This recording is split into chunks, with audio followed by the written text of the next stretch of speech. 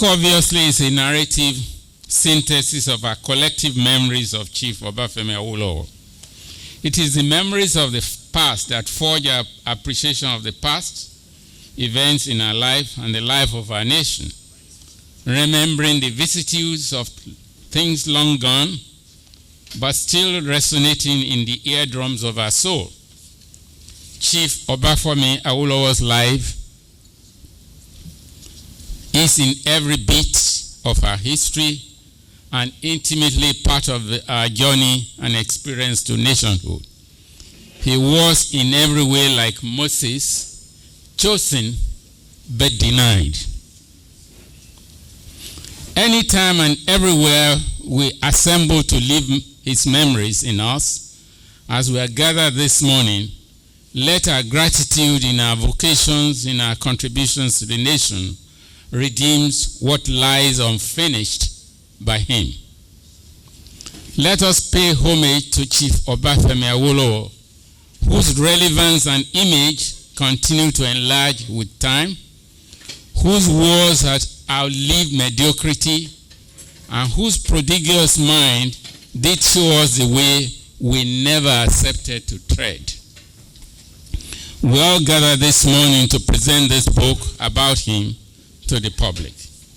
Obafemi Awolowo, the political Moses, is a walk down our collective memory lane in the national terrain and political missteps. Awolowo, the sage, was ahead of this time. The memories of the old ones among us today are gently and gradually rekindled for us to mourn, to be moved, and perhaps to weep for the lost yesterdays. The young ones among us will be asking why we did not use this gift, that is his wisdom, accordingly, and still groping with the same issues he has seen years ago. The unremitting juxtaposition between what once was and what now is will haunt readers of this book as they continue to battle with the ghost of lost dreams, with the memories of this great colossus of our time. If Chief Obafemi Awolowo is our political Moses, where is the Canaan that he could not take us to, and therefore learn at the end how painful our memories become when we begin to stir them up? Maybe the national dialogue will shape that for us. Let us sit down and talk to ourselves and fashion ourselves an enduring nation to fulfill the vision of our founding fathers and engender life more abundant for our citizens, as dreamed by Chief Obafemi Awolowo. That will be the Canaan. But above Chief Obafemi Awolowo's dreams of light, emanating from education for our children, there exists another zone of concern where the peaceful waters of the Niger have overflowed through a complex labyrinth of chaos in the unacceptable vocabulary Boko Haram that has become a serious threat to the security of this country and the safety of our children in schools, with their freedom to learn assaulted.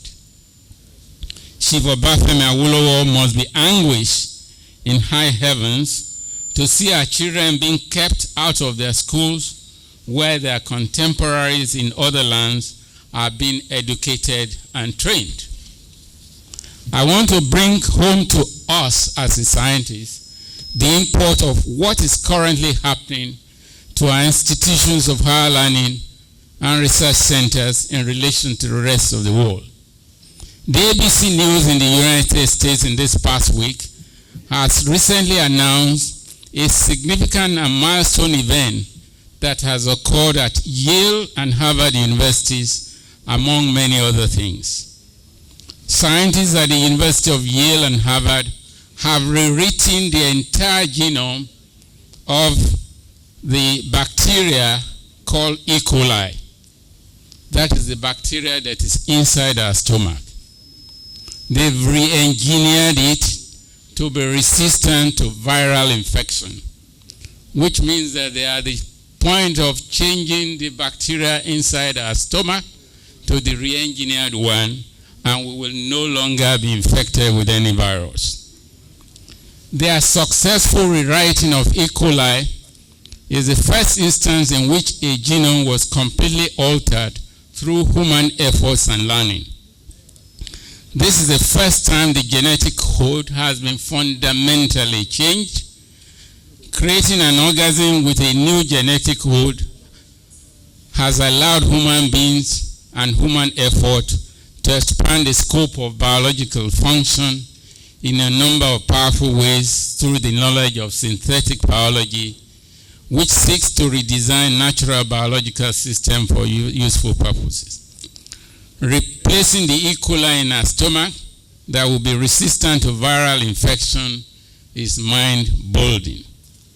To change the bacteria, scientists at Yale and Harvard work with other researchers to substitute different codons or letters of the genetic code that make up the nucleic acid of DNA to create new amino acid that never existed before, that has never been found in nature. This is novel. This is huge. This has happened while our public universities in Nigeria are not open even to attempt to join in this type of venture and scientific feat. Call it lack of funding, call it lack of commitment, call it lack of infrastructures. How long do we wait to salvage this salvation of our country, and why we have not ranked among the top universities in the world that are endowed with such skills and capabilities in order to make contributions to their nation's health and well-being? The writer of this book on Obafemi Awolowo has taken us all on a bittersweet tour of what not to be forgotten alley of the nation's history that was sadly deformed in the passage of time, the decay of our educational system and infrastructures. Can we rebuild it? Our educational system, our social welfare care, our infrastructure, our enduring values, and rise to the challenge. Yes, we can, and we must, in order to leave the memories and legacies that Chief Obafemi Awolowo left for us. We have the opportunity to get an expert to review this book for our digestion. I simply enjoin all of you, distinguished audience, and this here assembled this morning, to sit and savor in the thought that this young man has put together to stir our collective conscience. Thank you for your kind attention.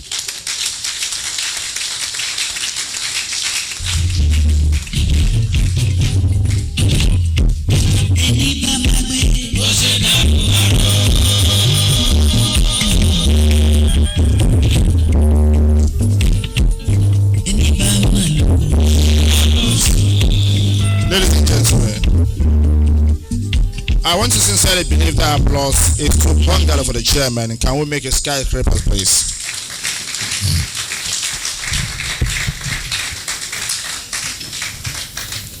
Thank you very much.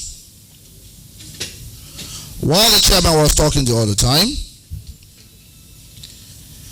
I told you earlier that we're still expecting the chief launcher in person of Dr. Jimo Ibrahim, the chairman CEO, Energy Groups. But I'm glad to tell you that in his own magnanimity, he has sent in 3 distinguished personalities to represent him here this afternoon. Put us together as I mention the name.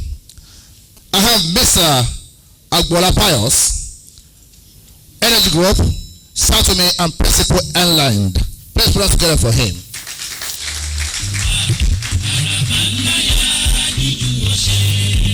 We equally have here Barrister Uche Oshosonya, Energy Investment, Ghana.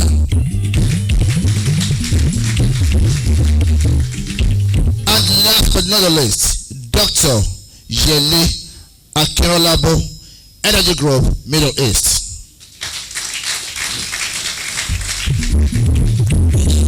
So, as long as you have the big fish here in the hall, that is the chief launcher.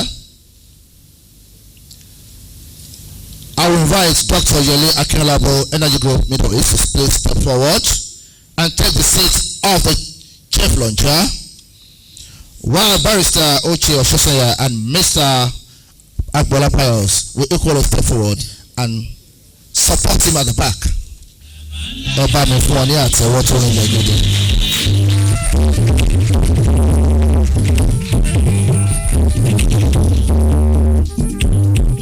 Tí ìbá jẹ́ pé Ọlọ́run fẹ́ ká ní òrìṣà míì tí a mọ̀ bójú lọ ni.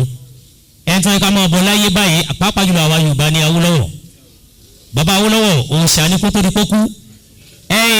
Adédára ó fún mi ní tape kan oríkì lọ wò ó nígbà tí ó lọ bá màmá wa HID Awólọ́wọ̀ lé tó fẹ́ sọ nípa ìwé fún wọn. Màmá wa ń sọ ìtàn bàbá, wọ́n á mú ọ̀nà débì kan, wọ́n sọ̀rọ̀ débì kan pé àwọn lọ wo ọkọ àwọn ní ẹ̀wọ̀n nígbà wọ́n fi wọ́n sí ẹ̀wọ̀n òṣèlú tí bàbá lọ. Ní college.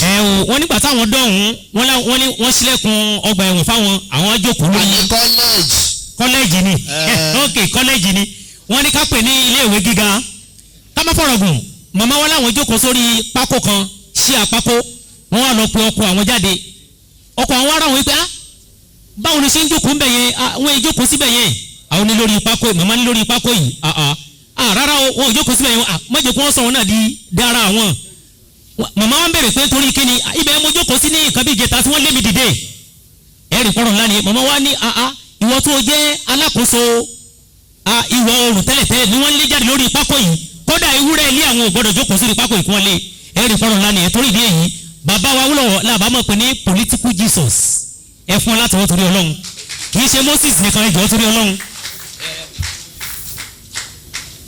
Torí ìgbàlá wa, bàbá kún torí ìgbàlá Yorùbá ni bẹ́ẹ̀ bá mọ̀, pàápàá jùlọ Nàìjíríà. Yeah, thank you very much.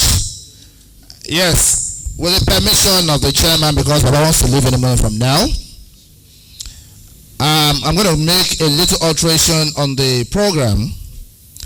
So we'll shift forward some items, which is part of what we are doing here this afternoon.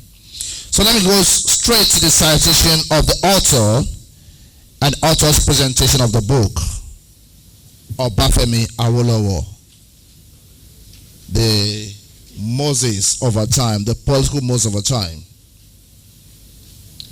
So we go straight to the citation of the author of this book.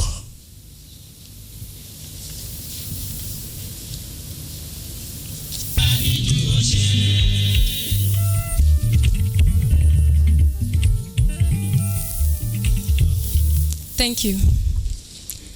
My name is Adebanke Darlington. Aidera Odugwa was born into the family of High Chief Koporola Odugwa of Shagamu, Ogun State, Nigeria in the 1980s.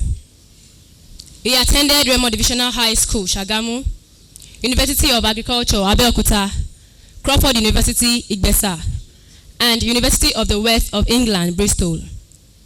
Gaining school leaving certificate, university diploma, Bachelor of Science degree, and Masters of Science in Business and Management, respectively.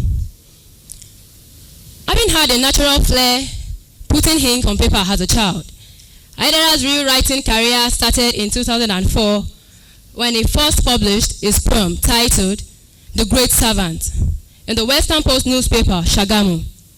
He later moved on to the state and national papers, Gateway Mirror and Punch newspaper in 2004-2005 respectively.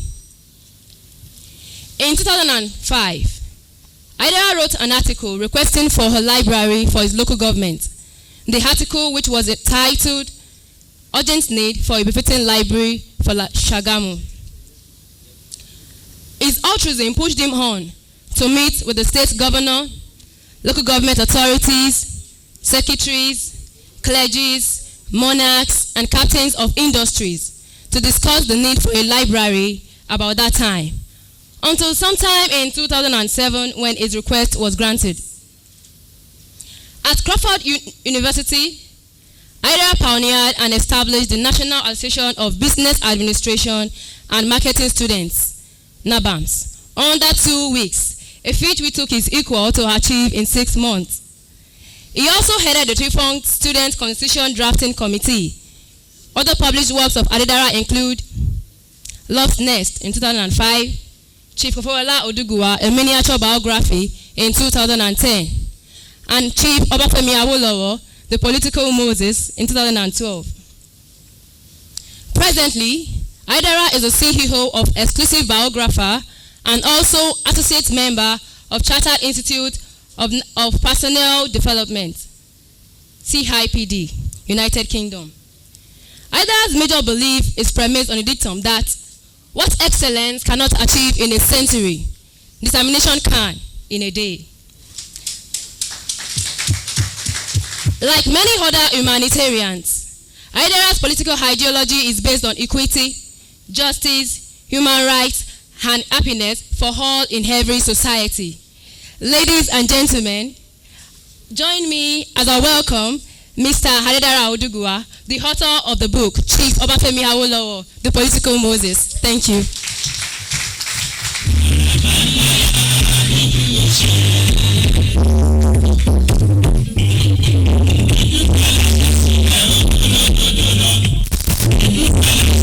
Thank you very much. You've heard it all. The author is here. I'm sure he's going to tell us the reason why putting this together and why we are seated here this afternoon. Once again, put your hands together for him.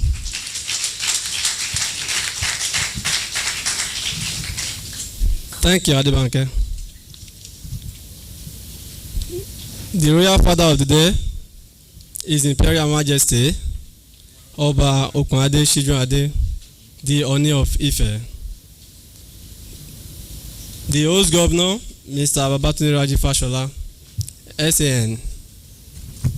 Representative of Ondo State Governor, the chairman of the occasion, Professor Gabriel Ogumola. The mother of the day, Chief Mrs. Eshaide Awolowo, ably represented by Reverend Mrs. Tola Oyediro. The father of the day, Sir Keshintin Adebutu, ably represented by the chairman of the day. My deputy maker and father, Chief Koforola Adenuga David Odugua, gentlemen of the press, and distinguished ladies and gentlemen. If you meet a politician who is unable or unwilling to declare, as precisely as possible, describe his position in relation to the cardinal point of political compass, you will feel strongly tempted to denounce him as a fraud, a total misfit, or a ruthless drittler. These are words of Chief Obafemi Awolowo, the Nigerian political Moses. Good afternoon, distinguished ladies and gentlemen. I was ushered into discussion with what I refer to as the loss of the nation, a true case of ideological orientation in our political veranda, which informs the idea of reminding Nigerians and African nations where this disease has eaten deeply into their political garment. I will today not be speaking as a writer, a political thinker. Rather, I would address this gathering as a grieved Nigerian who has suffered pains for consequences of the loss of political ideology in our 53-year-old nation. A book on Awo after 26 years is a keepsake on the good works and ideological orientation that had been lost to insincerity, greed, and mindset built out of mental barrenness, unpreparedness, pride, and self-egotism by almost all Nigerians within and outside the world of our nation. The issue is not only corruption by leaders and followers, but that of unpreparedness. We have for too long fooled ourselves as a people and as a sovereign state, a consequence which instigates unemployment, poverty, insecurity, poor or no infrastructural facilities, monodependency of oil, political unrest, devaluation of our currency, and a defeat of the rule of law. Chief Awolowo dedicated the entirety of his life to give Nigerians the broad best. Yet, we deprive ourselves the golden opportunity to be led and served by this noble prince. In his manifesto issued on the eve of 1960, entitled Democratic Socialism, Hao highlighted Action Group Cardinal Program for Nigeria, among which included 1. Free education from kindergarten to university. 2. To raise peasant classes' productivity. 3. Abolition of unemployment.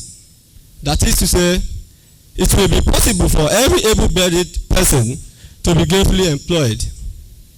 4.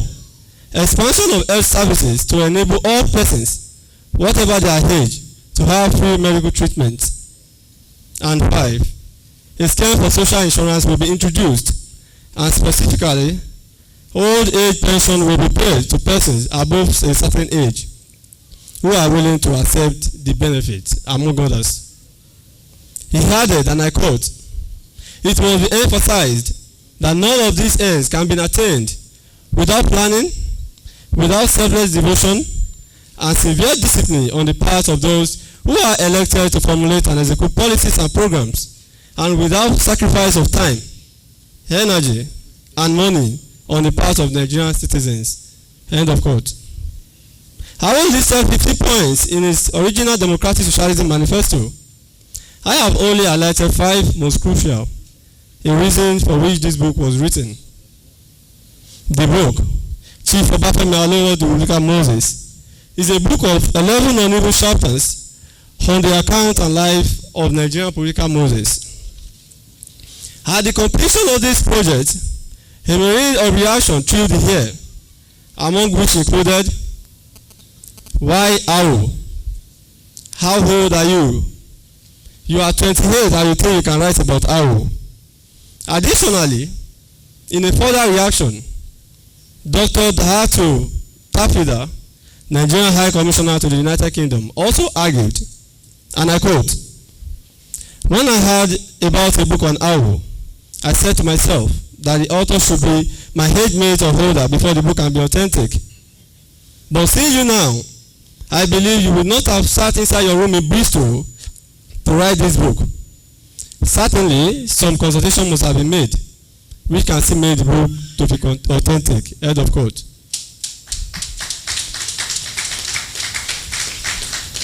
Thank you. These are provocative reactions, but I want to ask, what is the correlation between age and intellectual capability? Nelson Mandela was 27 when he founded ANC Youth Wing, and 33 when he was elected president of ANC. Sir Winston Churchill was 27 when he became elected conservative member of the parliament. General Yakubu Gowon was 32 when he became Nigerian head of state.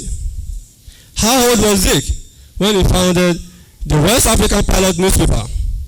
How old was Awu when he became secretary of NYM? I strongly believe that age may have something to do with experience, but certainly nothing to do with achievement and mental capability. The individual family and educational background must first be considered before a reference of conclusion is signed. I therefore challenge our fathers for political bigotry. The Nigerian youth needs a voice. On this note, credit is accorded to the man who raised, groomed, and trained me.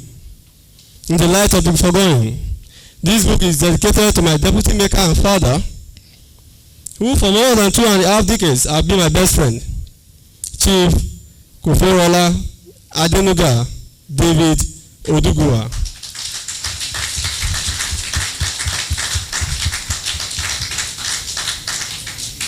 His voice has hitherto become the family's quote. Behind success lies years of hard work, slung and in some cases headache, before glimmer of success is achieved. Thank you, Daddy. I am proud to have visited to the boys. Yeah. The account of Chief Obafemi Awolowo, the political Moses, should not be flawed with Moses a priest or a clergy. The foundation of the book was laid on the premise that Moses was a leader, shepherd, lawgiver, and freedom fighter. A metaphor used to describe the best president Nigeria ever had, as described by late Chief Odumegwu Ojukwu. Having said that, Chief Awolowo is symbolic and rather similar to the biblical Moses of Levi origin, who was fortunate to be the first slave raised in the palace, where he lived for 40 years, left the palace and lived in the Middle Desert for another 40 years as a fugitive, and at the age of 80, revisited his previous home, Pharaoh's palace, to serve for Israelite independence. However, after another 40 years of wandering in the wilderness with the Israelites whom he had rescued away far from Egypt, knowing fully that the promised land was the final destination, he died at age 120 in 1406 BC at a place called Mount Nebo, just after he had overflowed the said land. This was a dream he had yearned for decades. Although the biblical Moses was prepared and optimistic of stepping on his promised land, his destiny did not allow him. These historical traces best describe Chief Obafemi Awolowo, who metaphorically has been referred to as Nigerian political Moses. Awolowo, in his own quest of a promised land, Nigerian President Prime Minister, fought alongside for Nigeria's independence. He was so equipped, prepared, and single that at independence the mantle of leadership would fall on him to serve and lead his people, Nigerians, in capacity previously mentioned. He made the first, second, and third attempts in 1959, 1979, and 1983 respectively, but we let him down. Our story was allegorical to the Moses of Levi's origin, although no account of evidence that he was hearing from God, slew a British Nigerian colonial master at the time, or was a priest. Nevertheless, similarities exist in terms of leadership and ill luck. We saw the first Moses dying without stepping on his promised land, and our inability to become Nigeria's president, his promised land. Even though he was one, if not the most articulate pre-independent Nigerian nationalist, this analogy served as the background of the book, Chief Obafemi Awolowo, the political Moses. Because of our time, I will have to move to page. I want to start from page 6.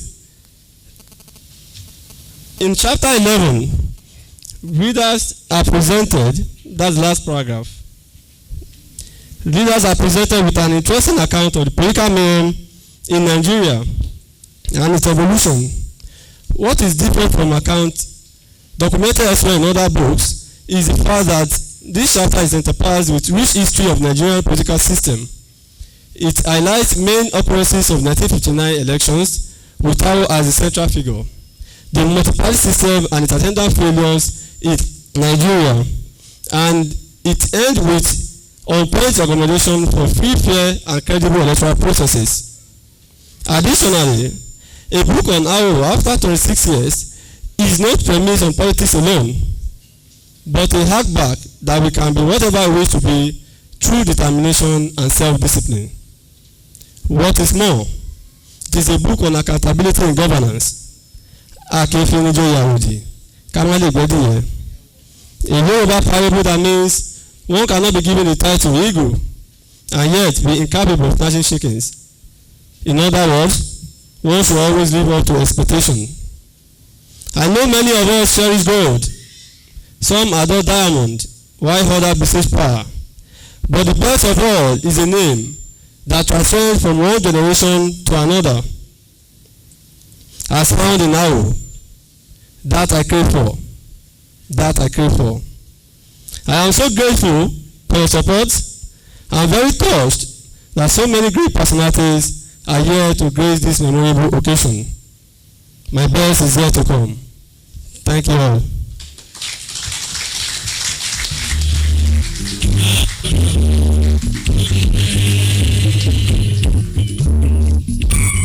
Yes, thank you very very much. That's the author of the book, Chief Obafemi Awolowo, the Nigerian political Moses. Because of our time, I want to quickly invite the person that's going to do justice to the book written by this great author, and that's the book reviewer. And who am I talking about? No other person.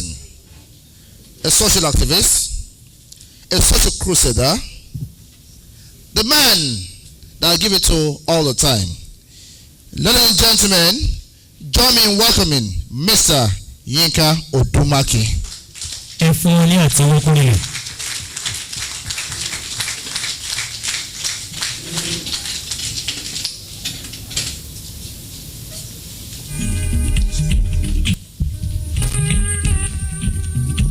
Mr. Chairman, sir,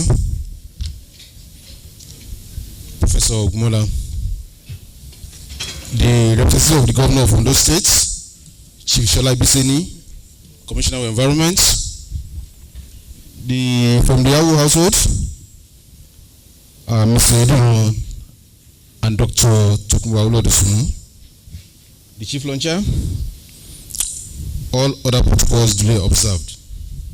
Because of our time, I will be very brief, but at the same time try to do justice to this book. The book, Chief Obafemi Awolowo, The Political Moses, by Adedara Odugua, is a well-produced book. And the first worthy point to be made about this latest entrance into the forest of publication on the next most venerated figure in Yoruba history, after Odugua, Chief Awolowo, has already been made by the chairman that Adedara was just 2 years old when Obafemi Awolowo died. And as he's writing a book on Awo, 26 years after his ascension to glory, is an eloquent testimony to the point what Adebayo made in his essay on the posthumous career of Chief Obafemi Awolowo, and I quote him: "While alive, Awo was both an active agent and a carrier of historical forces. In death, Awo's absence and his presence, even in the absence, his immortality has provided great opportunities for people seeking power and generally for the political elite involved in a fierce competition. Like Rooney says, immortality is the ability to keep others moving when you have stopped moving." End of quote. There's no doubt that Awo has continued to keep us moving even after he has stopped moving himself. There are many books have been written about him even after his death. About a few weeks ago, we are here to launch another book on Awo by Paul Mosoya. Says a lot about the man Awolowo, who the Professor Shoyinka in the book of Essays on the Centenary described as a guru of 4 times in all places. There is no doubt that Awo monumentalized himself in the 40 years he devoted to public life out of the 78 years he spent on this side of eternity. This is why the thugs in power who put down his statue at Agodi in 2003 and the progressives in quotes who have found it difficult to make that statue to be erect again after 3 years in power are the ones who have denied themselves of honor, not Awolowo, who has monumentalized himself even while he was alive. I passed through Agodi just 2 days ago, and I still found that he's an unknown soldier that's standing where Awolowo was supposed to stand in Ibadan.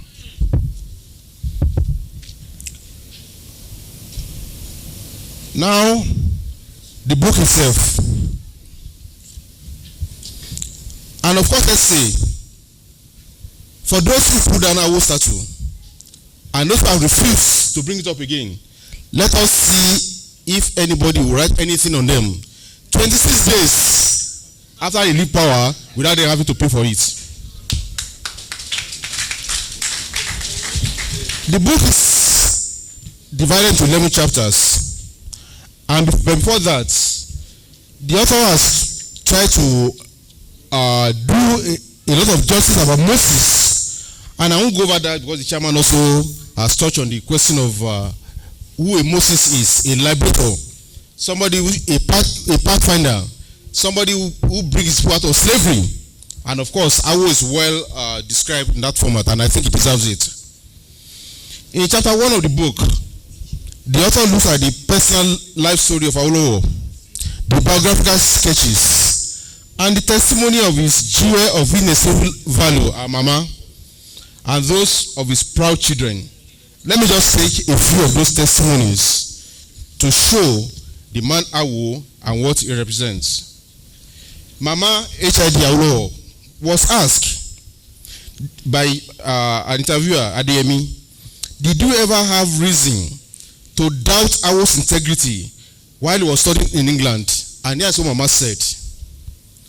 I didn't for once. I know the kind of husband that I have.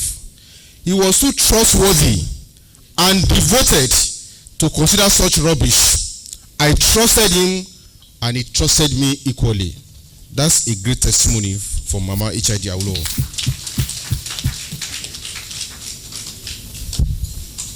The late Chief Awolowo said about Baba, there was nothing like last words just before he died. If Papa had been sick, he probably would have prepared for death and had parting words and such things. The last person who spoke to him on Friday night was Alhaji Yesu Badamoshi, with whom he discussed late into the night. That died a righteous man. Although he's gone in flesh, he's still around. And from Dr. Mrs. Tokumbo Dosumu, she said, Papa was very good to us. We all have a very good relationship with him. I used to look forward to his coming back home from work every day. On arrival at home, he used to whistle, which was a sort of signal to me that he had arrived. I responded to his whistling by running out to meet him. He used to take me in his arms, lift me up, and say, I want you to grow up. Time will not allow me to go into the other details. The chapter ends with the tragic death of Mr. Segun Awolowo on July 11, 1993 in a car accident, which was suspected to be an incident. And in a twist of fate, our second son, Emergency Awolowo, recently passed on to higher glory from complications arising from a road accident a few years earlier. May God save the Awolowo family from such tragedies ever again. But it's interesting in this book to know that the late Dr. Tashilarin wrote an editorial in West African Pilot on July 19, 1993 on the incidents, which is titled, We Bad Samaritans. And this is what Dr. Tashilarin said. Dr. Tashilarin, who argued that Segun's death was partially caused by Nigerians' carefree attitude towards accident victims, and I quote him, let us figure out, in rough estimate, how many vehicles must have driven past during those 100 precious minutes. Some say it was about 1 hour 30 minutes. That's 90 minutes. For that hour of the day, around 9 a.m., there must have been a car or a lorry or anything on 4 ways after at least every 2 minutes that passed to that place, but offer no help to Segun Awolowo. Today, we see demonstrates that we are bad Samaritans in this country. In the fact that we have the way travel around all our roads today, it's like we are traveling through gutters. It's like we are going through gullies. You see people dying on the road, and nobody is moved to think that something has to be done about all these things. So we see the main bad Samaritans that were in 1963 when Segun Awolowo died. Now chapter 2 of the book is titled Awo the Great Time Manager, where the author shows Awo was an ardent manager of time to achieve life goals and objectives. He never believed that man should waste any time in doing anything. And in chapter 3, the author gets into Awo and politics, showing how Awo personified policies of value as against the Buccaneer politics of today. It showed how Awo shaped the politics of his era, from the Nigerian youth movement to the founding of the best organized political party ever in Africa, the Action Group, the phenomenal achievement of that great party, and the crisis occasion within that party. The chapter ended with the foray of the Unity Party of Nigeria and the Second Republic, and all the tricks of that republic till the end of this, when Buhari took over in 1983. In chapter 4, the author delves into Awo and incarceration. He shows clearly the tragedy of the iniquitous republic called Nigeria. As Awo was put on trial for treason, and the lawyer who was representing Mr. E.F.R. Gratian was not allowed into Nigeria till the end of the trial, and Awo had to defend himself. So he didn't just start today. In chapter 5, he continues the incarceration story as he dwells on Awolowo and his Judases.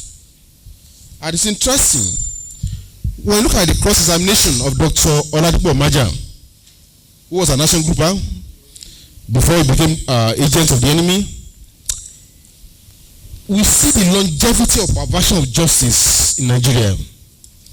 On pages 61 and 62 of this book, there was a cross-examination of Chief Maja, Dr. Maja, by Chief Awolowo, and permit me to just take excerpt of that cross-examination. Here, Chief Awolowo Dr. Maja has said that he met Jakonde, who said Chief Awolowo said he should get money to go and buy explosives to destroy the country. And Papa was considering Dr. Maja, Awo, you never knew Jakonde before, and at once you started to discuss this delicate matter of explosives and guns with him. Dr. Maja said, yes. He said you sent him. Do you think, that's Awo now said, do you think it is safe to discuss the matter of explosives in the marketplace? Maja said, if you choose to, where you can. Awo now said, must it not be a very secret matter? Dr. Maja, no, not necessarily so. Your house was searched before your detention. He said yes, and some documents were removed.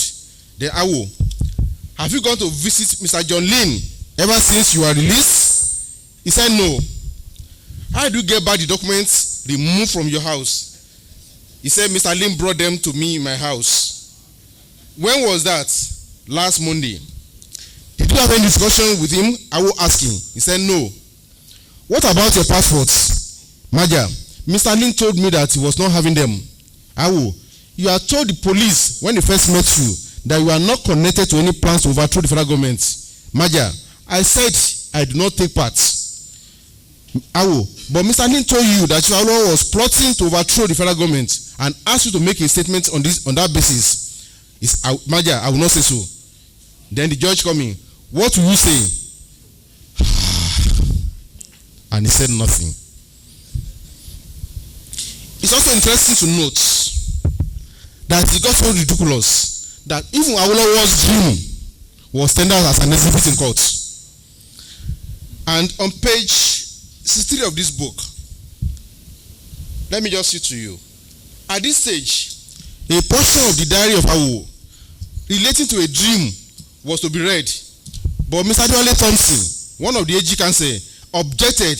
He said, I quote, the interpretation of the dream is inadmissible. But the judge said, I see nothing wrong in accepting the evidence. Awo then retorted, I don't want to object to anything coming from my part, but I can't see the relevance of this to treasonable felony. All of us have our personal yearnings. Anyway, let us go ahead. Let him read the thing and let us see the subversion in it. The dream, in quotes, early hours, I dreamt a dream. In this dream, I find myself giving account of another dream, an interpretation. I saw a snake which had been driven from the other side of the road. It tried to cross the road, but it could not. When I saw it was dangerous, I got a weapon and destroyed the snake, which I found to be a very mighty reptile. The killing of the snake was symbolic of AG victory over MPC in the federal election of 1959. Some people called the snake and ate part of it. They also congratulated me for the feat. Now, this was tender in court that because Awolowo dreamt of killing a snake, then was a dangerous man. That's the kind of the public, the kind of iniquity. For those who never knew where we are coming from, that things like this ever happen in this country. Now, in chapter 6 of this book, it was about the Awo and the judgments, where the author presents Awo's allocutors before he was sentenced after 7 months of trial. And of course, the allocutors by Awolowo remains a mystery for anybody from time to time, because he said it and everything he said here came to pass. Time will not permit me to read these allocutors. I think it's a very good reason for you to get this book and read the allocutors again. And in the same chapter was where the Justice Owemimo pronounced Awolowo guilty and sentenced him to 17 years in total with imprisonment with hard labor. And I thought the author would, in a subsequent edition, should try to get what happened when Awolowo got to prison. And the warder asked him, Chief Awolowo, you have been sent here for 10 years imprisonment with hard labor. What kind of hard labor will you prefer? And trust Awolowo. Awo said, anything he happens to do, I can cut grass, I can even dispose nice soil, if that's what you want me to do. And the prison warder broke into tears when they saw Awolowo making that statement. Now in chapter, it was in the same chapter that Awo's letter to Nrosi was reproduced. And in spite of our time, I will create your indulgence to let me read that portions of that letter by Awolowo to Agui Nrosi shortly after I became president, head of state of Nigeria after the coup of 1966. Chiwame Awolowo said in that letter, and anybody that has conscience will know that this country has been built on the foundation of injustice. Awolowo recalled, he said on October 1963, that was about a month after my conviction, and when my appeal to the Supreme Court was still pending, a peace committee headed by the Chief Justice of the Federation, Sadeto Kumademola, made overtures to me through my friend Alhaji W.A. Elias that if I abandon my intention to enter into alliance with the SCNC, which according to the committee was an organization, and agree to dissolve the AG and any cooperation with Chief Akitola